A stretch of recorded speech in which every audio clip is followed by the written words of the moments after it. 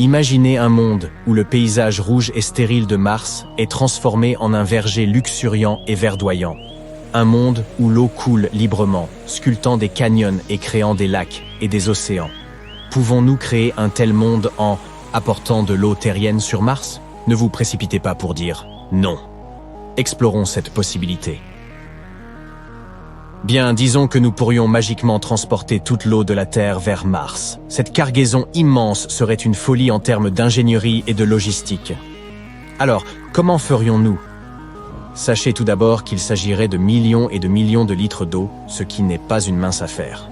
Il nous faudrait des réservoirs d'une capacité incroyable pour contenir tout ça. Et il nous faudrait trouver comment les lancer dans l'espace. Une technologie hyper développée serait nécessaire, ainsi qu'une grande quantité de carburant. Nous pourrions créer une flotte entière de navettes spatiales, spécialement conçues pour cette tâche. Imaginez ça, de gigantesques vaisseaux-citernes, remplis de tonnes d'eau soigneusement recueillies, décollant de la surface de la Terre et projetés dans l'espace à une vitesse inimaginable. Plutôt cool comme spectacle, non? Mais une autre solution, sans doute plus efficace, serait de lancer sur un temps plus long un grand nombre de petits vaisseaux, chacun transportant une petite quantité d'eau jusqu'à ce qu'il y en ait suffisamment sur la planète rouge. Imaginons donc que nous ayons réussi. Qu'est-ce qu'on fait ensuite? Après être arrivé sur Mars, il nous faudrait distribuer toute cette eau aux quatre coins de la planète. Un réseau de tuyaux souterrains serait nécessaire, ou des drones réservoirs envoyés dans différentes directions. Ce n'est là que le début et, comme vous pouvez le voir, les ressources et la logistique requises sont déjà colossales. De plus, une opération de cette ampleur nécessiterait d'immenses efforts coordonnés de la part des scientifiques, des ingénieurs et des agences spatiales. Et n'oublions pas les coûts. Pas étonnant que les scientifiques ne voient pas vraiment cela comme un projet viable. Mais l'échelle de cette opération n'est pas le seul problème. Imaginons que nous ayons tout compris et apporté cette eau de la Terre vers Mars. Et maintenant? Eh bien, croyez-le ou non, ce serait presque complètement inutile.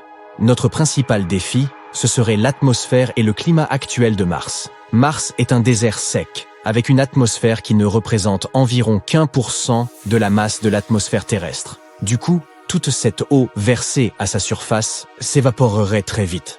Il serait difficile de créer un environnement stable si tous les lacs s'asséchaient en quelques secondes seulement.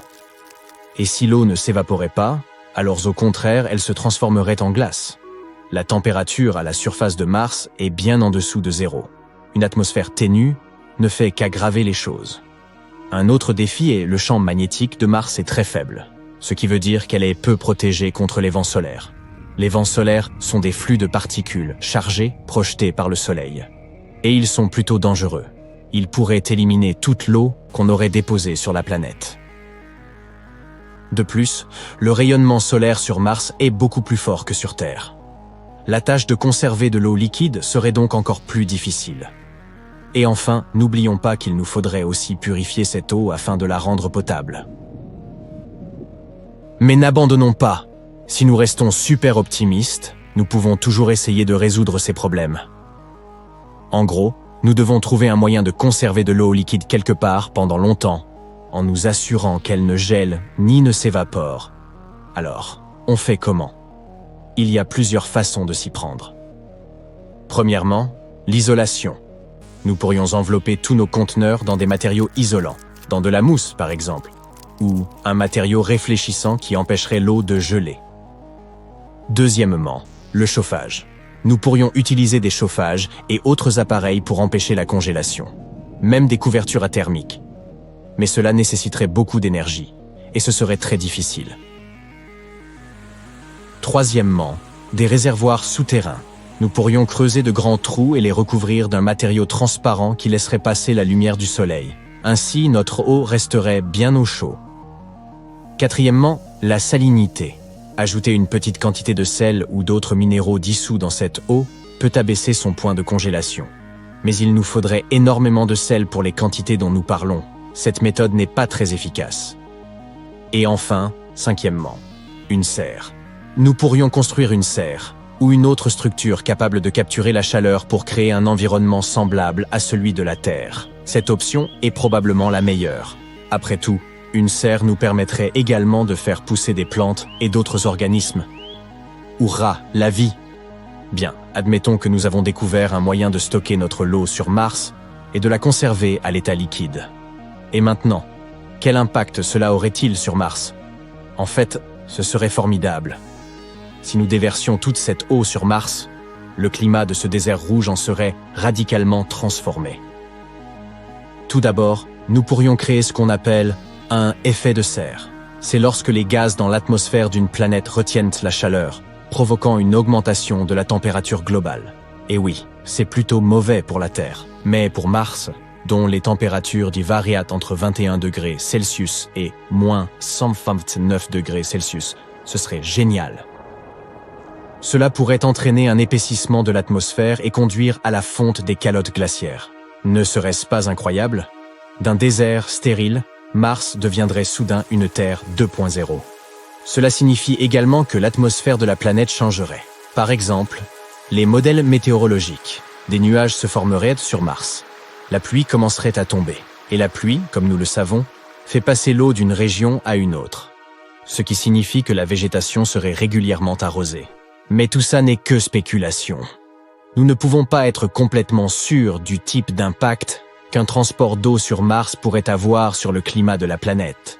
Peut-être que pour créer cet effet de serre, il nous faudrait beaucoup plus d'eau que ce que nous pouvons transporter. Mais si malgré tous ces défis, nous réussissions notre mission et rendions Mars plus chaude et plus humide, la vie y naîtrait-elle? Malheureusement, c'est très improbable. Oui, l'eau est cruciale au développement de la vie, mais ce n'est pas tout ce dont nous avons besoin. La composition du sol martien n'est pas très favorable à la vie. Il est constitué du régolithe, qui est lui-même essentiellement composé de poussière, de sable et d'autres matériaux qui n'ont pas grand-chose à apporter aux plantes et autres organismes. Théoriquement, nous pourrions terraformer Mars. La terraformation est une modification graduelle d'une planète, un lent processus qui lui permet un jour d'abriter la vie. Mais c'est extrêmement complexe, difficile et coûteux. Et au fait, que deviendrait notre Terre dans cette histoire? Nous lui avons volé pas mal d'eau, n'est-ce pas? Du point de vue de la Terre, ce transport d'eau vers Mars nécessiterait une énorme quantité de ressources, de l'énergie, mais aussi différents matériaux. Et la quantité d'eau nécessaire serait littéralement stupéfiante.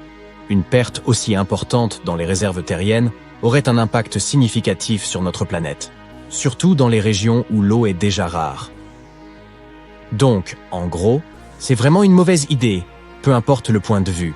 Oui, ça peut sembler intéressant, mais ce n'est pas du tout un projet viable. Cela nécessiterait trop de ressources, trop d'argent, et ça ne vaudrait même pas le coup. C'est pourquoi les scientifiques et les agences spatiales ne prennent pas cette idée au sérieux. En outre, nous avons des objectifs beaucoup plus réalistes et réalisables dans le domaine de l'exploration martienne. Par exemple, nous étudions la géologie, l'atmosphère et la possibilité d'une vie passée ou présente. Nous espérons ainsi trouver des ressources capables de constituer la base de futures explorations humaines. En somme, nous avons encore pas mal de travail avant de pouvoir commencer à envisager sa colonisation. Écoutons donc de près ce que nous disent nos scientifiques. Le sol sous vos pieds est rouge et sec. Il règne un froid glacial. De la poussière couleur rouille flotte dans l'air. Vous faites un pas, puis un autre. Il est difficile de bouger à cause de l'épaisse couche de sable dans laquelle vos pieds s'enfoncent. Vous êtes sur Mars, et vous êtes venu ici après avoir entendu une nouvelle absolument incroyable. De nos jours, la planète rouge, en effet, semble poussiéreuse et desséchée. Mais les chercheurs pensent que ce monde aurait pu être très différent, il y a très longtemps. Ils ont trouvé des traces d'un immense océan qui aurait pu exister à la surface de Mars il y a environ 3,5 milliards d'années. Et cet océan couvrait probablement des centaines de milliers de kilomètres carrés. Tout a commencé par de nombreuses images prises par satellite de la surface de la planète rouge. Elles ont été prises sous différents angles. En conséquence, les chercheurs ont réussi à dresser une carte en relief de la zone. Ils ont cartographié plus de 6000 km de formations spécifiques, qui avaient très probablement été sculptées par des rivières. Ces formations pourraient également être des canaux jadis creusés sur le fond marin. Les scientifiques ont exploité les données recueillies par l'orbiteur de reconnaissance de Mars en 2007. Ils ont analysé l'épaisseur des crêtes, leurs angles et leurs emplacements. Leur objectif principal était d'explorer la dépression topographique baptisée Aeolis Dorsa. Il s'est avéré que toutes ces années auparavant, cette partie de la planète rouge avait subi une série de changements constants. Ils auraient pu être causés par le mouvement rapide des roches, déplacés par les courants et les rivières, ainsi que par des augmentations notables du niveau de la mer. Les chercheurs ont également remarqué une frontière assez nette qui séparait les hautes terres du sud de Mars, élevées et fortement crénelées, des basses terres lisses de la planète. Cela ressemblait beaucoup aux rivages laissés par un océan gigantesque. Tout cela signifie probablement qu'à une époque ancienne, il y avait bel et bien un océan à la surface de Mars, et un très grand.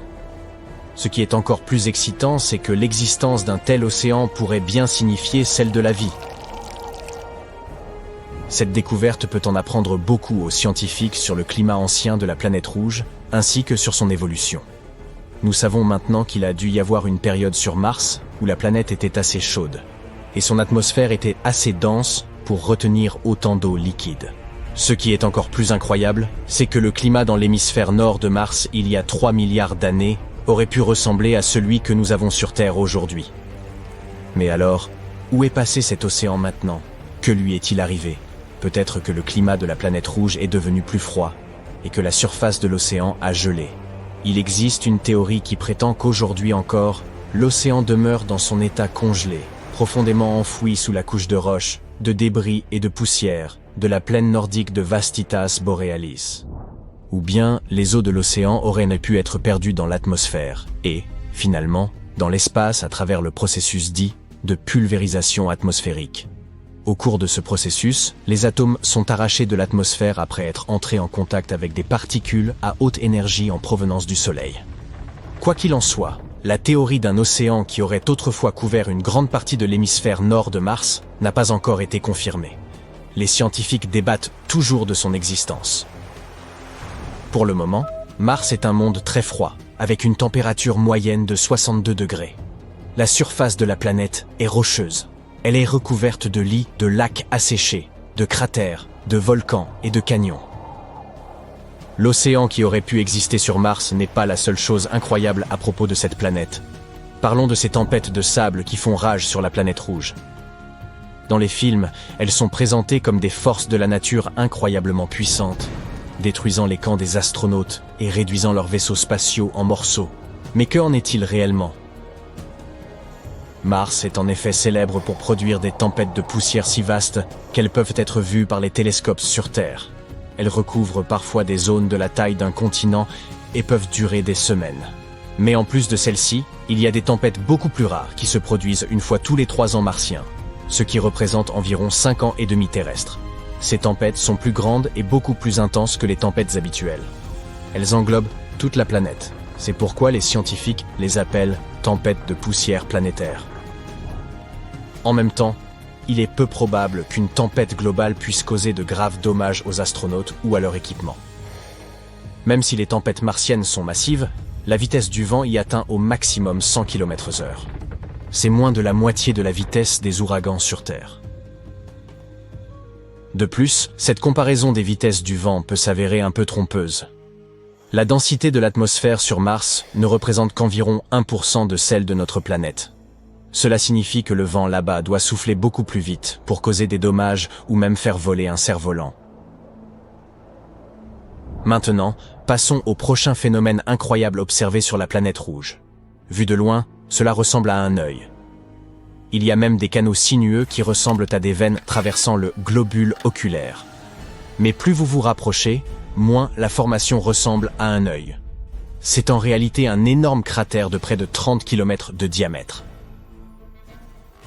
Autour du cratère, qui ressemble à une pupille, il y a d'autres cratères, encore plus grands.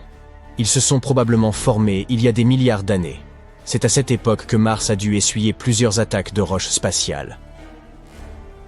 Mais pourquoi le cratère oculaire est-il plus sombre que le paysage environnant? Les scientifiques pensent qu'autrefois, de l'eau remplissait cette immense fosse. Vous souvenez-vous de ces canaux? Ils acheminaient probablement cette eau. Et comme le cratère était rempli, cela a empêché certaines substances et minéraux de s'éroder. Votre prochaine destination est Val Marineris. C'est un énorme canyon, ou plutôt un système de canyons, qui s'étend le long de l'équateur de Mars. Il s'étend sur plus de 4000 km. Il est aussi 4 fois plus profond que le célèbre Grand Canyon sur Terre. Le canyon est si grand qu'il pourrait couvrir tout le continent américain, de l'océan Pacifique à l'océan Atlantique. La plupart des scientifiques pensent que Valles Marineris est une immense fissure tectonique dans la croûte de la planète rouge. Elle pourrait s'être formée lorsque la planète se refroidissait dans un passé lointain. Un autre spectacle à couper le souffle sur Mars est le plus grand volcan bouclier de tout le système solaire, Olympus Mons. Il a plus de 600 km de diamètre, ce qui signifie qu'il est presque de la taille de l'État d'Arizona. La montagne est également haute de 26 km et bordée de falaises incroyablement hautes. Pour imaginer la taille impressionnante de ce volcan, faisons quelques comparaisons. Le plus grand volcan sur Terre est le Mauna Loa, environ 4200 mètres de haut pour 120 km de large. Ce qui semble en fait plutôt impressionnant, mais le volume d'Olympus Mons est environ 100 fois plus conséquent que celui du Mauna Loa. Le géant martien pourrait engloutir toute la chaîne des îles hawaïennes de Kauai à Hawaï. Les scientifiques se demandent depuis un certain temps pourquoi ce volcan est si grand. Ce pourrait être le résultat d'une gravité de surface plus faible et d'une fréquence d'éruption plus élevée. Ou la raison pourrait être la croûte de la planète rouge, qui est très différente de celle de la Terre. Sur notre planète, la croûte est composée de 15 à 20 plaques tectoniques en mouvement. Lorsque les plaques se déplacent sur des points chauds qui produisent de la lave, de nouveaux volcans se forment et les volcans déjà existants disparaissent. C'est pourquoi la lave peut atteindre la surface par de nombreux évents. Mais sur Mars, la croûte n'est pas divisée en plaques tectoniques comme sur Terre. Et la lave n'a rien d'autre à faire que de s'accumuler dans un très, très grand volcan. Maintenant, si vous visitiez Mars et décidiez de faire une promenade en soirée, vous assisteriez à un phénomène étrange. Il se produit sur la planète rouge, après le coucher du soleil, lorsque les températures tombent en dessous de 62 degrés. Une lueur étrange et mystérieuse se propage alors dans le ciel martien. Malheureusement, sans équipement spécial, vous ne pourriez pas observer cette douce lueur. Visible uniquement en lumière ultraviolette, cette lueur nocturne est le résultat de réactions chimiques qui se produisent à des dizaines de kilomètres au-dessus de la surface de la planète rouge. Nous rêvons depuis longtemps d'une vie sur Mars. Non seulement de notre culture de pommes de terre là-bas, mais aussi de toutes les pommes de terre qui auraient pu s'y trouver dans le passé. Y a-t-il déjà eu de la vie sur Mars ? Récemment, des scientifiques ont découvert quelque chose qui pourrait en être la preuve. Voyons de quoi il retourne.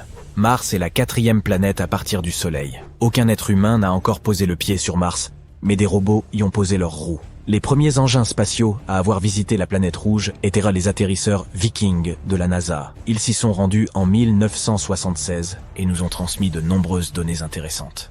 À l'époque, nous ne savions rien de Mars. Pour nous, elle ressemblait à un désert froid et sans vie. Mais comme nous nous ressemblons beaucoup, les scientifiques ont commencé à se poser des questions. En a-t-il toujours été ainsi ? Ou est-il possible qu'autrefois Mars ait été prospère et pleine de vie ? Et en 2022, le rover martien Perseverance de la NASA a trouvé quelque chose qui pourrait éclairer ce mystère. Mais tout d'abord, qu'est-ce que Perseverance ? Selon les scientifiques, s'il y a déjà eu de la vie sur Mars, il est peu probable qu'elle ait pu disparaître sans laisser de traces. Elle a dû laisser des marques, peut-être sous terre, où elle serait protégée des caprices solaires radioactifs et autres nuisances. Il faut donc examiner les roches. Il est important de noter que nous ne recherchons pas de vie sur Mars pour l'instant. Il est fort probable qu'il n'y en ait pas. Nous voulons plutôt nous pencher sur le passé lointain de notre planète voisine. Nous parlons là de milliards d'années. Quand Mars était chaude, verte et loin d'être sans vie. En d'autres termes, nous devons retrouver des microbes morts et divers composés chimiques similaires à ceux de la Terre. C'est la mission de notre protagoniste, Perseverance. Elle est arrivée sur Mars en février 2021. La sonde s'est posée au fond du cratère G0, d'une largeur de 50 km. Et après l'atterrissage, elle s'est déplacée en direction de l'ouest, jusqu'à l'endroit qui a incité les scientifiques à choisir G0 pour leur relevé. Cet endroit est le delta d'une rivière asséchée. Et cet ancien fleuve a déjà plus de 3,5 milliards d'années. Le cratère G0 lui-même était autrefois un grand lac. Eh oui, apparemment, il y avait de l'eau sur Mars. Et les chercheurs suggèrent que ces endroits pourraient être les parfaits gardes du corps des microbes. C'est exactement ce que font les bactéries sur Terre. Elles se cachent, demeurent immobiles dans les profondeurs des lacs et des étangs. On pourrait donc probablement y retrouver des traces. Les chercheurs pensent que ce lac particulier présente la plus grande valeur scientifique de toute la mission. C'est ici, à G0, que l'on a le plus de chances de trouver des roches sur lesquelles de telles bactéries auraient pu un jour survivre. Perseverance s'est donc rendue dans le delta. La route n'aura pas été facile. Le véhicule s'est un peu planté et a atterri plus loin que prévu. Comme le disait Cooper dans Interstellar, cette petite manœuvre va nous coûter 51 ans. Heureusement, Perseverance n'en a pris qu'un. Et en chemin, il a pu explorer G0 d'un peu plus près.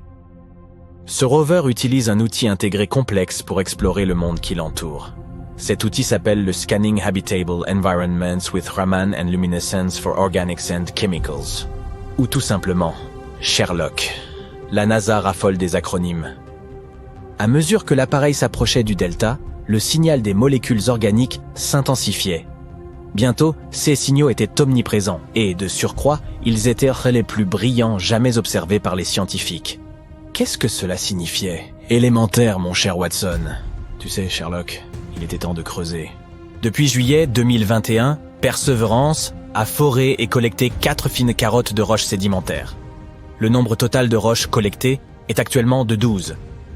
C'est la première fois de l'histoire que l'on collecte de telles choses sur une autre planète. 4 carottes ont été prélevées sur 2 roches nommées Skinner Ridge et Wildcat Ridge. Les 2 premières carottes, celles de Skinner Ridge, ne semblent pas très intéressantes à première vue. Elles sont assez proches de ceux que l'on peut trouver dans de nombreux endroits sur Terre.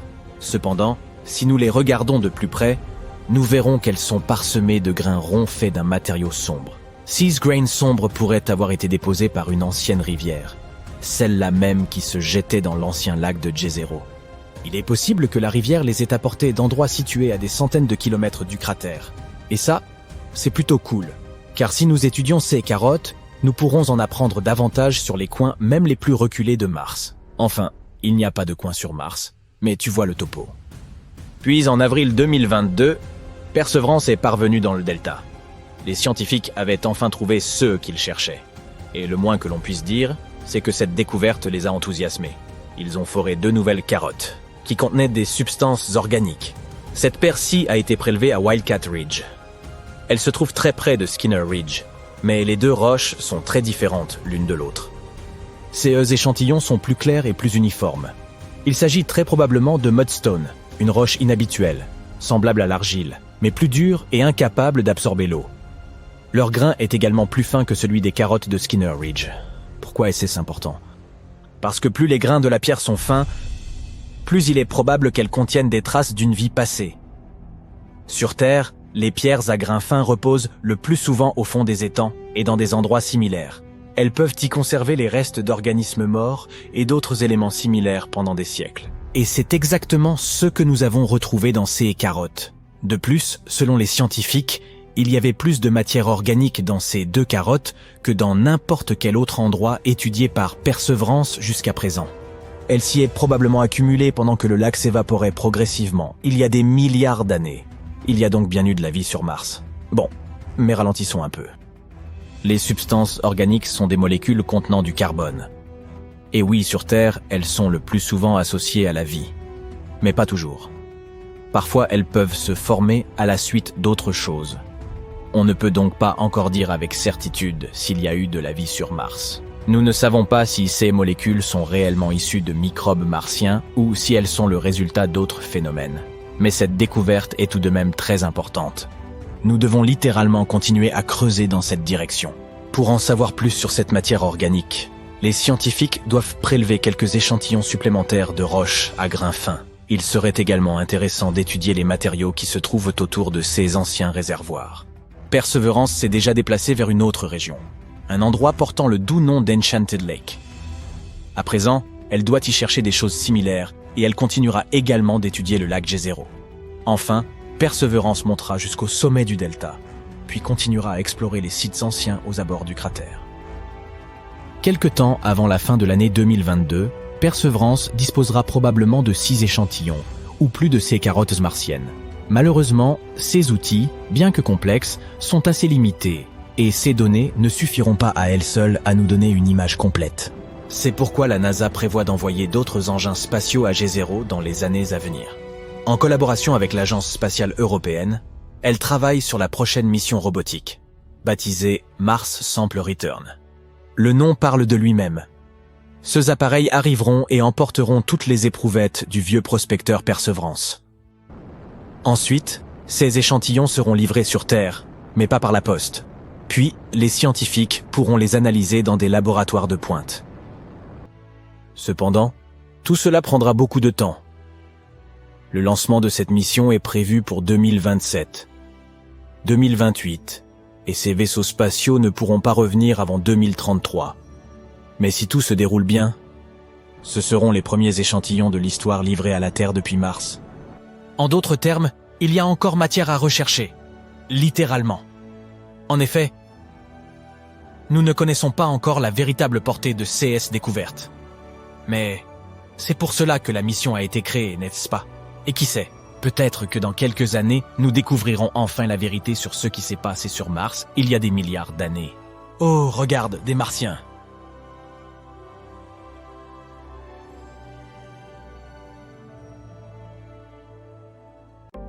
Ah, quelle belle famille cosmique. Voici Mars. Je parie que tu l'as déjà rencontré. Ces deux petits bonshommes sont Phobos et Deimos, les petites lunes de Mars. Mais il semble que Mars ne les traite pas comme il se doit. On pense que Phobos et Deimos sont des astéroïdes capturés.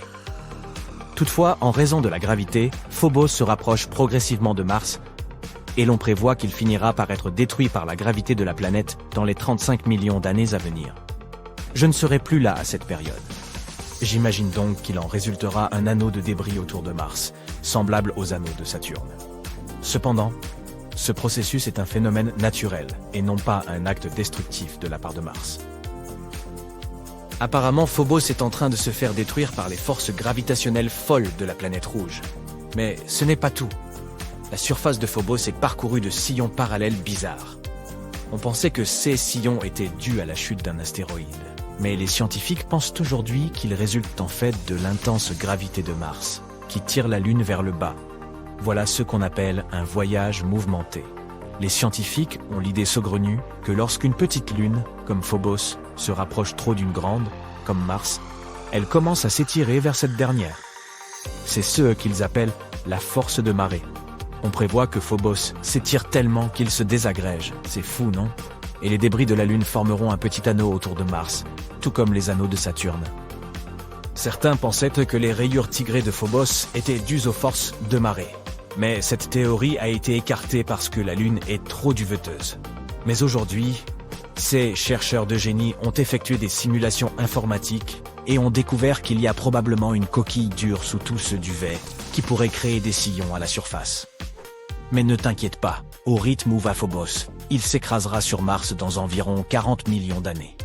Mais si les forces de marée le déchirent déjà, il pourrait ne pas durer aussi longtemps. Cependant, nous aurons encore l'occasion d'en apprendre davantage sur Phobos. La NASA vient de sélectionner 10 chercheurs de renom, originaires de tous les États-Unis, pour faire partie de l'équipe de travail scientifique de la mission MMX, Martian Moons Exploration de la JAXA, l'agence d'exploration aérospatiale japonaise. En tant que scientifiques participants soutenus par la NASA, ils aideront la JAXA à explorer les deux lunes martiennes, Phobos et Deimos. Ils prévoient même d'atterrir sur Phobos et de prélever un échantillon de sa surface. Le lancement de la mission est prévu pour 2024 et nous mettrons la main sur cet échantillon en 2029. 7 des heureux chercheurs utiliseront les instruments de volume MMX pour mener leurs recherches. Phobos est une véritable bizarrerie. Il ne mesure que 27 km de large et orbite autour de Mars à une distance de 6000 km. Pour être plus précis, c'est bien plus près que la Lune de la Terre, qui met 27 jours à tourner autour de nous. Mais Phobos est dans une spirale de mort vers Mars et tombe lentement vers la surface de la planète à une vitesse de 6 pieds tous les 100 ans. Mais il doit y avoir une raison pour que Mars agisse aussi méchamment, non? Et si c'était par simple vengeance? D'accord, imagine un peu. Mars s'occupe de ses affaires. Elle est chaude et humide comme une jeune Terre. Elle dispose d'un champ magnétique qui la protège des radiations cosmiques et maintient une atmosphère agréable et épaisse. La vie est belle. Mais voilà qu'au moins 20 astéroïdes, chacun de la taille d'un petit pays, viennent s'écraser sur Mars comme dans une gigantesque partie de whack-a-mole cosmique. L'un d'entre eux laisse même un cratère de près de 2000 miles de large. Imagine maintenant ce que doit ressentir Mars en ayant 2 astéroïdes pour lune, et sachant ce que d'autres astéroïdes ont fait à la planète rouge. Tous ces impacts sont comme un coup de poing massif dans les entrailles de Mars, et son champ magnétique, déjà faible, est frappé de plein fouet. Le noyau surchauffe et ne peut plus circuler correctement, ce qui signifie qu'il n'y a plus de champ magnétique pour protéger la planète. C'est comme si tu ne portais rien à une profondeur équivalente à celle de la fosse des Mariannes. Si c'était possible, tu serais sans défense. Et frigorifié, c'est en gros CE qui est arrivé à Mars. La pauvre planète se retrouve donc dans le froid, sans protection contre tous ces méchants rayons cosmiques. C'est comme sortir sans crème solaire, ce n'est pas une bonne idée. Mais au moins, nous pouvons apprendre des erreurs de Mars et faire en sorte que la Terre ne subisse pas le même sort. Peut-être devrions-nous commencer à investir dans une assurance contre les astéroïdes. Mais croyez-moi, la planète rouge n'est pas du tout méchante. En fait, elle est plutôt amicale. Alors que Mars semble être assez dur envers Phobos, il y a une chose qui pourrait prospérer avec son aide. Une équipe de scientifiques a trouvé le moyen de faire pousser du riz sur Mars. Oui, tu as bien entendu. Ils ont utilisé le MMS. Pas le moyen dépassé d'envoyer des photos, mais un sol spécial appelé Morave Mars Simulant. Il est censé imiter le sol martien. Mais voilà le hic. Le sol martien contient des sels de perchlorate qui peuvent être toxiques pour les plantes. L'équipe a donc cultivé 3 types de riz, un normal et 2 modifiés par des mutations génétiques qui les rendent plus aptes à gérer le stress comme la sécheresse ou la salinité. Et devine quoi? Les souches mutantes ont pu s'enraciner dans un sol contenant 1 gramme de perchlorate par kilogramme. Bravo à la Terre martienne. Mais attends un peu.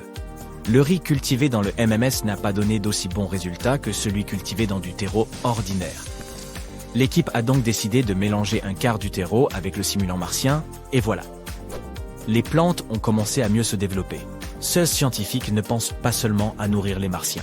Ils veulent aussi voir si leurs découvertes peuvent aider à cultiver des plantes dans des endroits de la Terre où la salinité est élevée. Le projet a démarré lorsque 2 chercheurs se sont rencontrés autour d'un café et ont décidé d'essayer de faire pousser des plantes ensemble. C'est bien, non? Mais si l'on veut cultiver du riz sur Mars, il faut faire venir des quantités folles d'eau de la Terre, car il n'est pas facile d'étancher la soif de cette plante. Tu as raison, il faut environ 1700 litres d'eau pour faire pousser une livre de riz.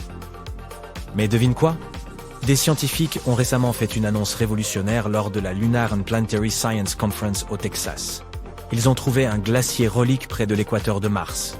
C'est exact, il y a de la glace d'eau sur Mars, même près de l'équateur. C'est une grande nouvelle qui pourrait signifier qu'il y a encore plus de glace juste sous la surface.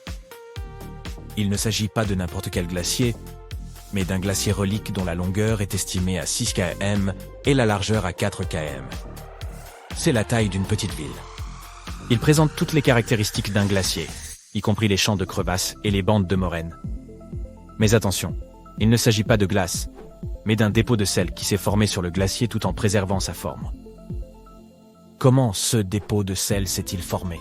Il se trouve que les matériaux volcaniques qui recouvrent la région pourraient y être pour quelque chose. Lorsque ces matériaux entrent en contact avec la glace d'eau, des sels de sulfate peuvent se former et s'accumuler pour former une couche dure et croûteuse. Au fil du temps, l'érosion a éliminé les matériaux volcaniques, exposant les sulfates et révélant les caractéristiques uniques du glacier. Ce glacier est jeune. Il date probablement de la période géologique amazonienne. Cela signifie qu'il y a eu de la glace à la surface de Mars dans un passé récent. Qui sait quels autres secrets glacés Mars cache? Mais attends un peu, il y a encore des recherches à faire. Les scientifiques doivent déterminer s'il y a encore de la glace d'eau préservée sous le dépôt de sel ou si elle a entièrement disparu. Et s'il y a encore de la glace d'eau à faible profondeur près de l'équateur, cela pourrait avoir des implications majeures pour l'exploration humaine. Imagine que tu puisses extraire de l'eau du sol dans un endroit plus chaud. Cela changerait la donne. Voyons donc ce que ces scientifiques découvriront d'autre sur notre voisine rouge préférée. Peut-être qu'un jour, nous pourrons même visiter la statue du glacier de sel en personne. À la prochaine.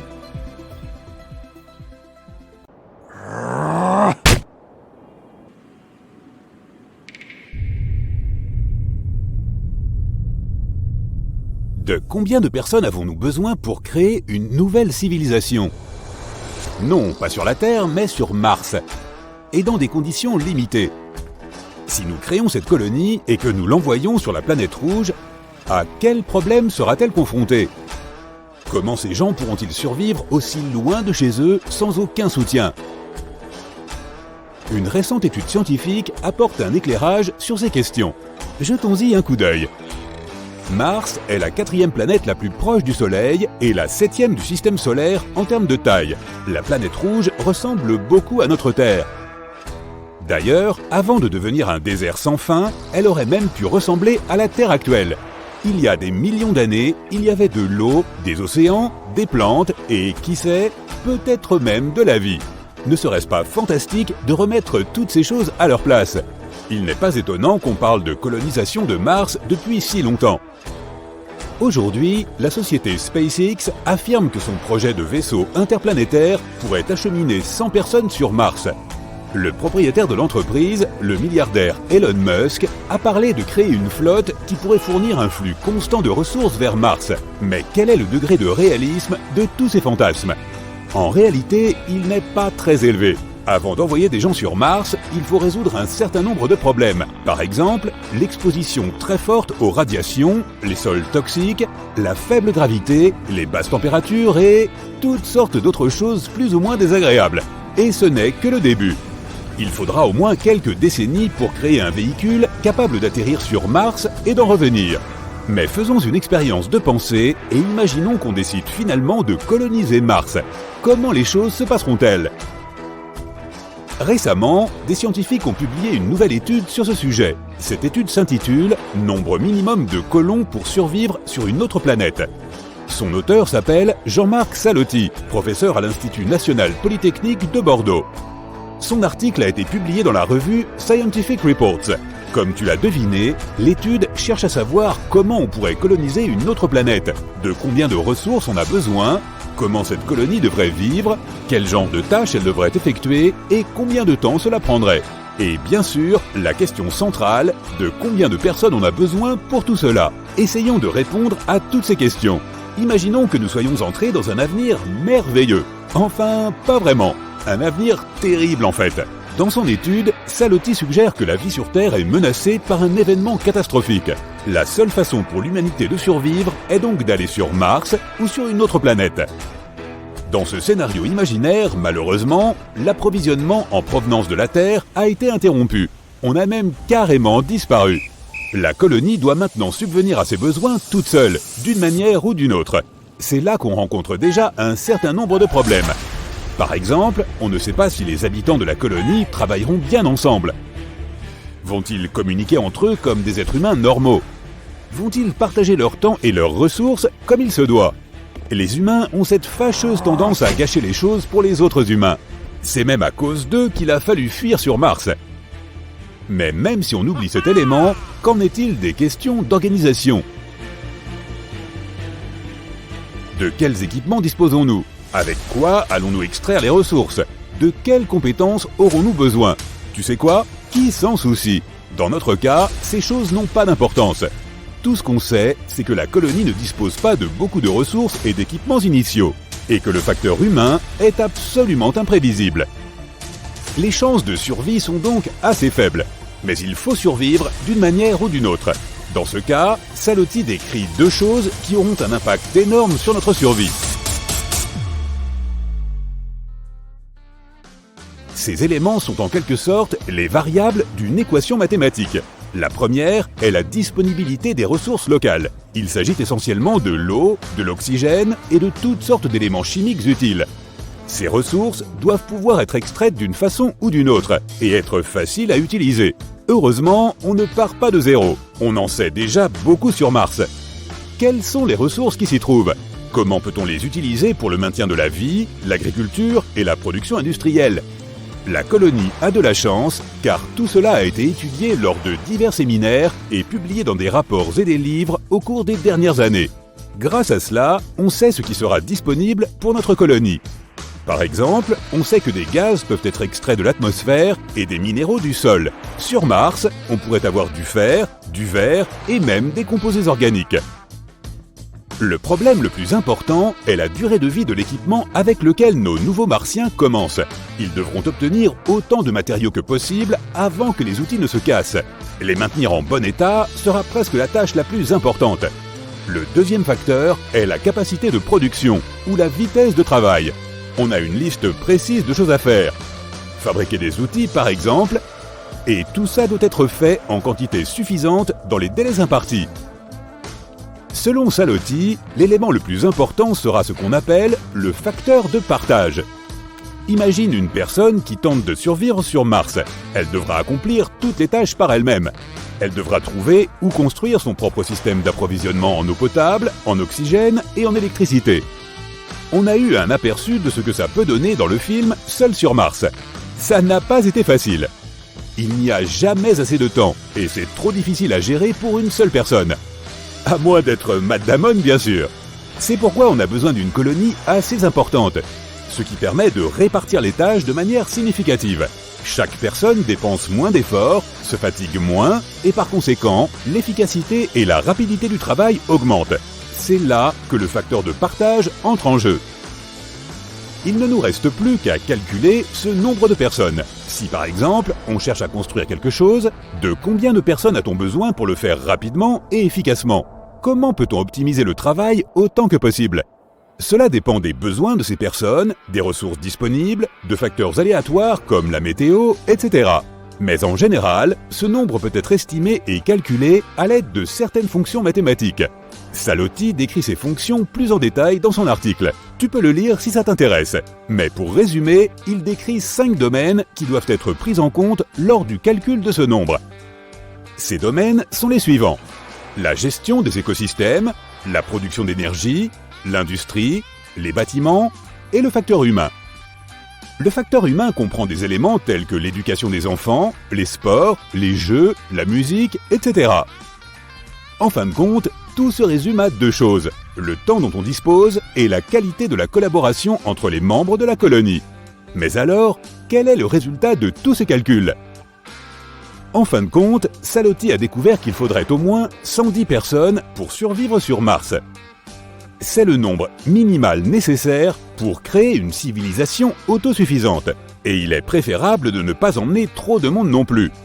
Plus nous serons nombreux à bord du vaisseau spatial, plus il sera difficile de prédire les résultats. Après tout, comme on l'a déjà mentionné, les humains gâchent toujours les choses pour les autres humains. C'est pourquoi il est préférable de s'en tenir à environ 110 personnes. Bien sûr, il s'agit d'une estimation. Et il existe un grand nombre d'hypothèses et d'incertitudes. Mais ce chiffre est déjà très utile. Les scientifiques savent désormais quel est le nombre minimum d'habitants pour la colonisation d'une autre planète. C'est une mission très complexe et il nous faudra beaucoup de temps pour la mener à bien. Il est très peu probable que nous nous envolions vers Mars dans un avenir proche. Cela pourrait prendre plusieurs décennies, voire un siècle. Par conséquent, la meilleure solution serait de faire de notre mieux pour sauver notre Terre jusqu'à ce que nous puissions commencer à conquérir d'autres planètes. Il te regarde fixement et tu le regardes en retour.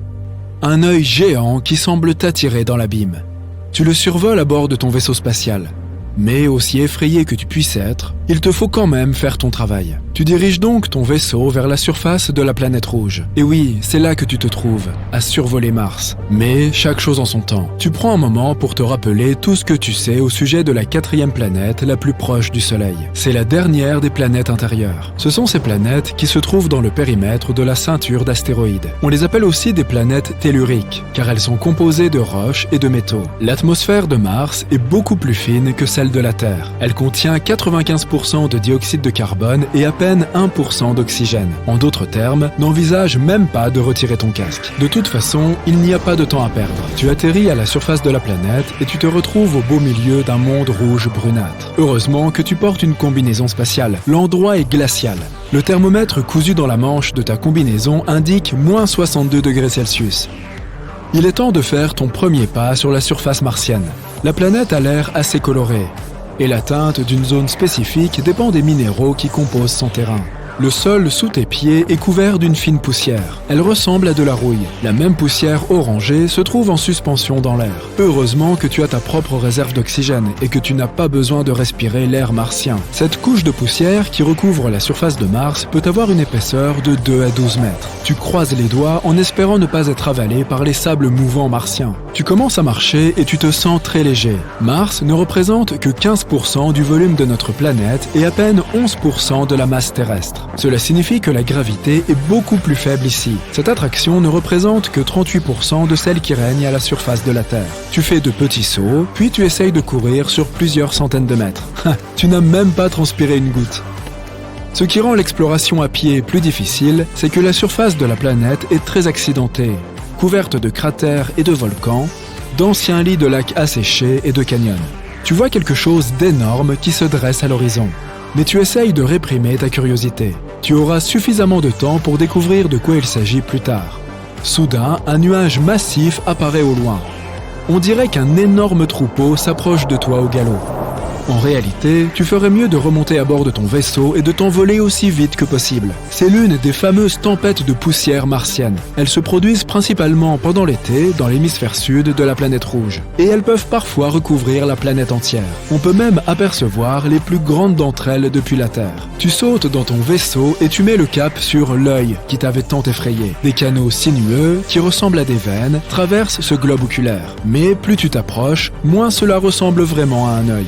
Bientôt, tu réalises que c'est un cratère. Il est gigantesque, près de 30 km de diamètre. Autour du cratère, qui semble même avoir une pupille, se trouvent d'autres cratères encore plus grands. Ils se sont probablement formés il y a des milliards d'années. C'est à cette époque que Mars a dû essuyer les multiples assauts de roches venues de l'espace. Mais pourquoi ce cratère oculaire est-il plus sombre que le paysage environnant? Les scientifiques pensent qu'autrefois, de l'eau martienne se trouvait dans l'énorme fosse. Et tu te souviens de ces canaux? Ce sont eux qui transportaient probablement cette eau. Comme le cratère était rempli d'eau, cela a empêché certaines substances et certains minéraux de s'éroder.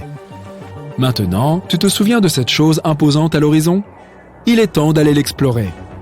Quand tu t'en approches, tu réalises qu'il s'agit du plus grand volcan bouclier de tout le système solaire, Olympus Mons. Il fait plus de 595 km de diamètre, ce qui est presque la même taille que l'État d'Arizona. Tu inclines la tête. Waouh, la montagne fait 25 km d'altitude. Elle est aussi entourée de falaises de 6 km de haut. Faisons quelques comparaisons pour mieux visualiser la taille de ce volcan. Le plus grand volcan sur Terre est le Mauna Loa, qui s'élève à environ 4000 mètres au-dessus du niveau de la mer et s'étend sur 120 km. Cela semble impressionnant, mais le volume d'Olympus Mons est environ 100 fois plus conséquent que celui du Mauna Loa. Le géant martien pourrait avaler toute la chaîne des îles hawaïennes, de Kauai à Hawaï. Mais pourquoi ce volcan est-il si grand? Cela pourrait être le résultat d'une gravité plus faible et d'une fréquence d'éruption plus élevée. Ou la raison pourrait venir de la croûte de la planète rouge, qui est très différente de celle de la Terre. Elle est statique. Sur notre planète, la croûte est composée de 15 à 20 plaques tectoniques en mouvement constant. Lorsque les plaques se déplacent sur des points chauds regorgeant de lave, de nouveaux volcans se forment et ceux qui existaient déjà s'éteignent. C'est pourquoi la lave peut atteindre la surface par de nombreuses débouchées. Mais sur Mars, la croûte n'est pas scindée en plaques similaires à celles de la Terre. Et la lave n'a rien d'autre à faire que de s'accumuler dans un seul très grand volcan. Alors, pourquoi ne pas regarder cette énorme montagne de plus près? Mais à peine es-tu descendu de ton vaisseau que le sol martien sous tes pieds se met à trembler. C'est un tremblement de Mars. Mais comment cela peut-il se produire si Mars n'a pas de plaques tectoniques actives en mouvement? Les spécialistes de la NASA sont convaincus que ces tremblements se produisent lorsque l'énergie à l'intérieur de la planète est soudainement libérée. Cela entraîne des fractures de la roche et des fissures dans la croûte de la planète. Une autre secousse puissante et l'une de ces crevasses s'ouvre juste à côté de toi. Tu tombes au sol, trop terrifié pour bouger. Mais bientôt, tout se calme. Tu attends quelques minutes, juste pour être sûr, et tu te lèves. Oh, regarde! Voici une occasion parfaite d'explorer les entrailles de la planète rouge. La fissure est suffisamment grande pour y envoyer un robot de recherche. La croûte de la planète est fine et se compose de roches basaltiques. L'épais manteau qui entoure le noyau de la planète est composé de silicates, d'oxygène et de quelques autres minéraux. Tu pourrais le comparer à une sorte de dentifrice fait de roche. Le manteau martien est aussi moins imposant que celui de la Terre. Son épaisseur n'est que de 1300 à 1800 km. Quant au noyau de la planète, il est composé principalement de fer, de nickel et de soufre et mesure entre 1400 et 1900 km de large. Ce noyau ne bouge pas. C'est pourquoi Mars ne dispose pas d'un champ magnétique. Malheureusement, ton drone est maintenant perdu dans les profondeurs de la planète rouge. Tu le laisses là et continues ton exploration.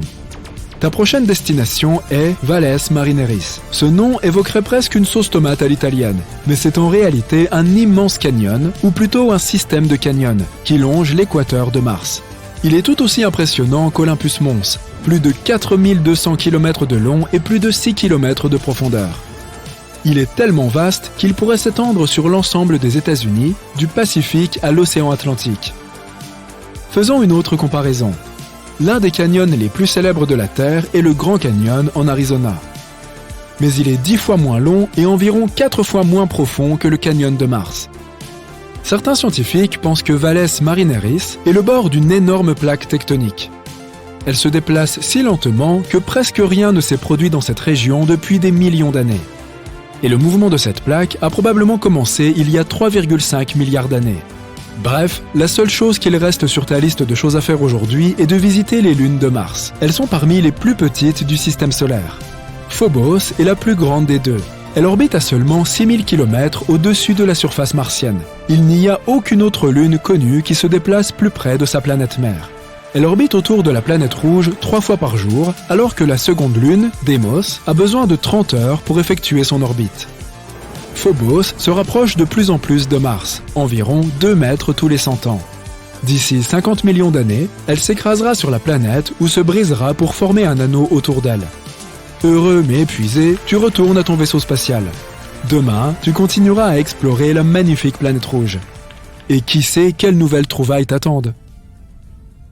Avons-nous découvert une nouvelle civilisation? S'agirait-il d'une porte? L'habitation d'un extraterrestre? Est-ce qu'on peut jeter un coup d'œil par les fenêtres? Après tout, c'est l'astromobile Curiosity de la NASA qui a envoyé cette image sur Terre. Et en ce moment même, ce véhicule explore la surface de Mars. Malheureusement, les astronomes ont vite fait de gâcher notre plaisir. Ils ont affirmé qu'il s'agissait simplement d'un élément naturel du paysage martien. Plusieurs indices les ont amenés à penser qu'il ne s'agissait pas réellement d'une porte. Par exemple, elle est minuscule, à peine 1 mètre de haut. Mais cela pourrait simplement signifier que les Martiens ne sont pas très grands, objecteras-tu peut-être. Cependant, les scientifiques continuent d'insister. Cette chose qui ressemble à une porte n'est en fait qu'une ouverture, tout ce qu'il y a de plus naturel dans la roche. Et ce sont les vents et l'érosion qui l'ont créée. Si tu regardes attentivement la roche, tu remarqueras peut-être des strates, des couches minérales que l'on distingue mieux que ce qu'il y a autour, car elles sont plus dures. Ces strates plongent ici, à gauche, et un peu plus haut, à droite. Elles sont probablement apparues il y a environ 4 milliards d'années dans une rivière ou une dune exposée au vent. Et depuis leur formation, les puissants vents de la planète rouge les ont encore plus érodées. Maintenant, ce que tu vois, c'est qu'elles disparaissent à l'intérieur de la porte. Et regarde ça, tu vois ces fissures? Oui, celle-là. Voilà comment les roches vieillissent sur Mars. Cette petite grotte a probablement été formée au moment où les strates se sont fracturées.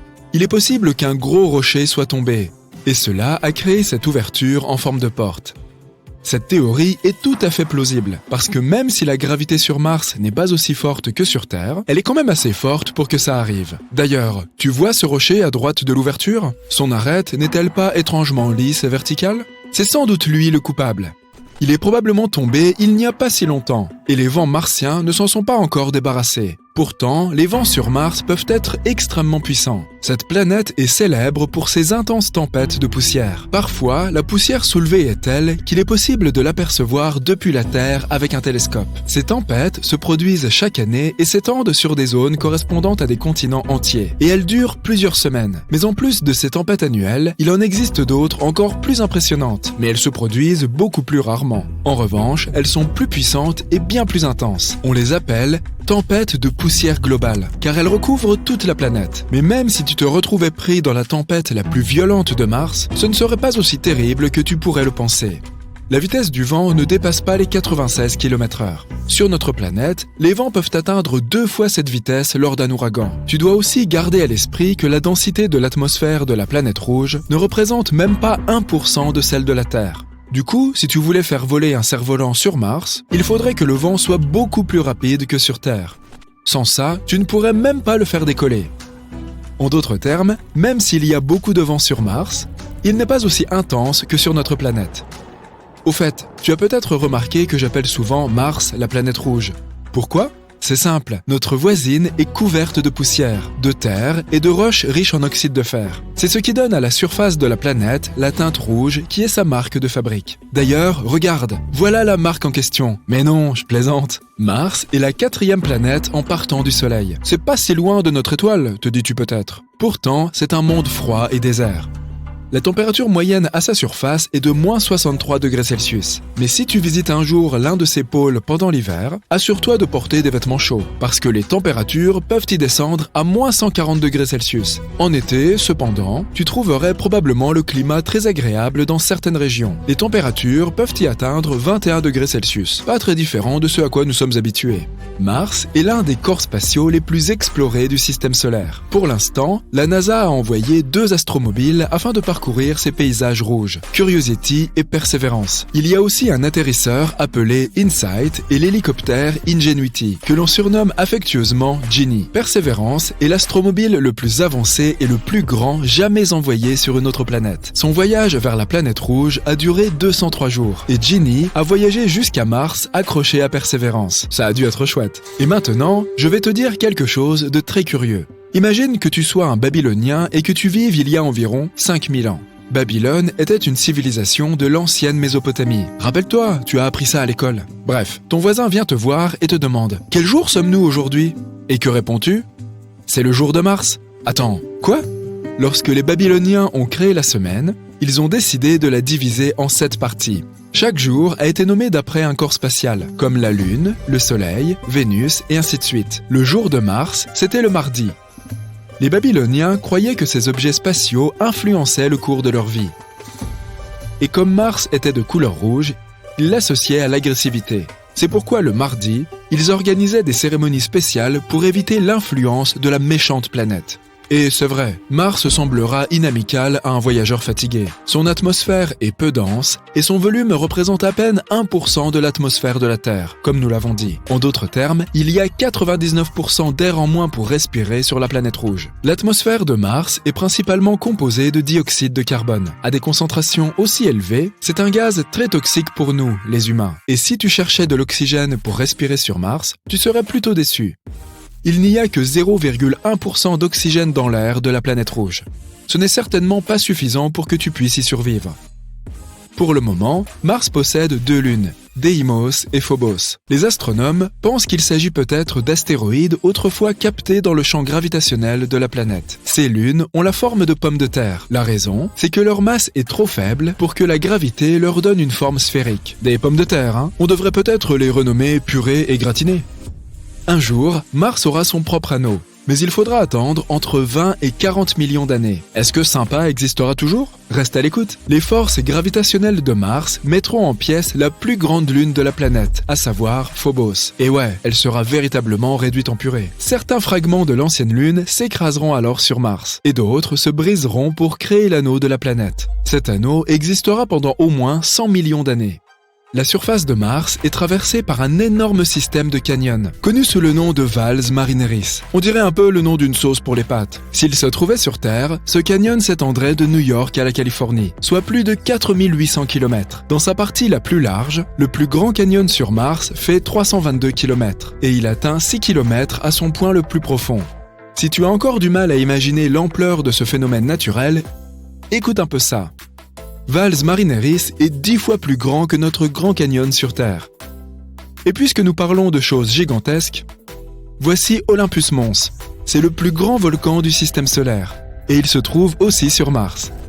Il est 3 fois plus haut que le mont Everest, la plus haute montagne au-dessus du niveau de la mer. Et la base d'Olympus Mons est aussi large que l'État du Nouveau-Mexique. Les scientifiques pensent qu'il a pu y avoir de l'eau sur Mars dans le passé. Qu'est-ce qui leur fait penser ça? Ils ont trouvé tout un tas d'anciens réseaux de fleuves ainsi que des dépressions lacustres à la surface de la planète rouge. En outre, sur Mars, il y a des minéraux et des roches qui ne pourraient avoir été formés que dans un milieu d'eau liquide. Mars pourrait même avoir connu de terribles inondations il y a 3,5 milliards d'années. De nos jours, il y a encore de l'eau sur la planète rouge, mais l'atmosphère de Mars est trop peu dense pour que cette eau reste sous sa forme liquide à la surface. Elle n'existe donc que sous la forme de glace. Tu peux la trouver juste sous la surface de la planète, dans ses régions polaires. Le seul endroit où cette eau est visible, c'est sur la calotte polaire nord. De plus, il arrive que de l'eau salée s'écoule le long des parois des cratères et des flancs des collines. Et il y a de minuscules quantités d'eau dans l'atmosphère de la planète. Mais elle n'est là que sous forme de vapeur. Du coup, moi, pour les vacances, je crois que j'irai tout simplement voir ailleurs.